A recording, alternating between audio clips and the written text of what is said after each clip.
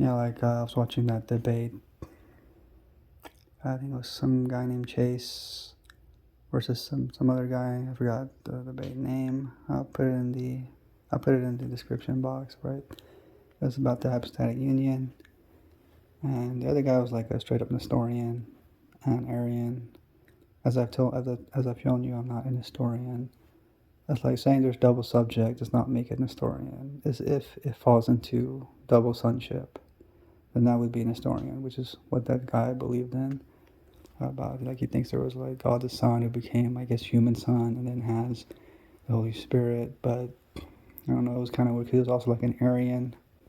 But destroying the hypostatic union is not hard. It's not hard because it kind of turned into a debate over how he interprets the Christology or something, rather than being about the hypostatic union. At least that's what I could recall from it. It was like 3 hours long, and there's not much going on about why it's false. I mean, it's not hard, to be honest. Like with God's help, it's very simple. Yeah, basically, God, right, living a human life, because the soul is the life that you lived, right? Like it says in the Bible. But that's the problem. Like it is technically Apollinarian. Like if God is experiencing human nature, living a human life, and stuff like that.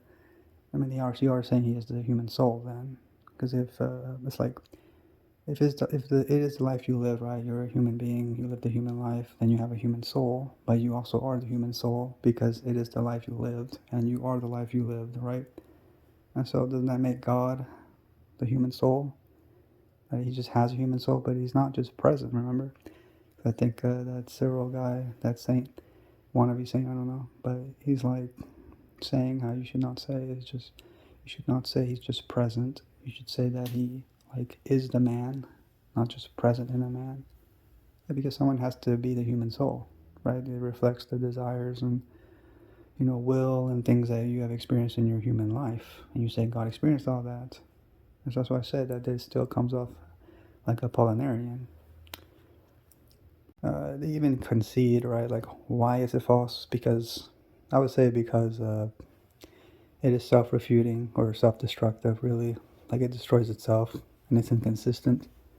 Like a simple way to give it to you is like, this is something that even the Orthodox admit. Like when you press them to prove to you how God can die in a human nature, which he cannot because he's God in both natures. Like when you press them on trying to get them to prove to you that God can die in his human nature, and they'll always like reframe it or rephrase it or so. I don't know, like reframe their position, and then they'll say like, well, it's not God who dies in his human nature, but it's his human nature that dies, right? And so now they make the human nature the sole subject of the human sayings. And so every time they say God suffers and dies in human nature, God dies as a man, or God suffers in the flesh, right? All the human sayings, like they literally ascribed it in that moment to the human nature. Because the dogma of the hypostatic union, right, as Cyril of Alexandria, as he says, right, he says that we ascribe to one person, right, one Son, both the sayings of man and God, which means all the divine works, all the human experiences, human death, human sufferings, is ascribed to the hypostasis that is God, the person, not to the human nature, which causes the dualism and a bit of Nestorianism.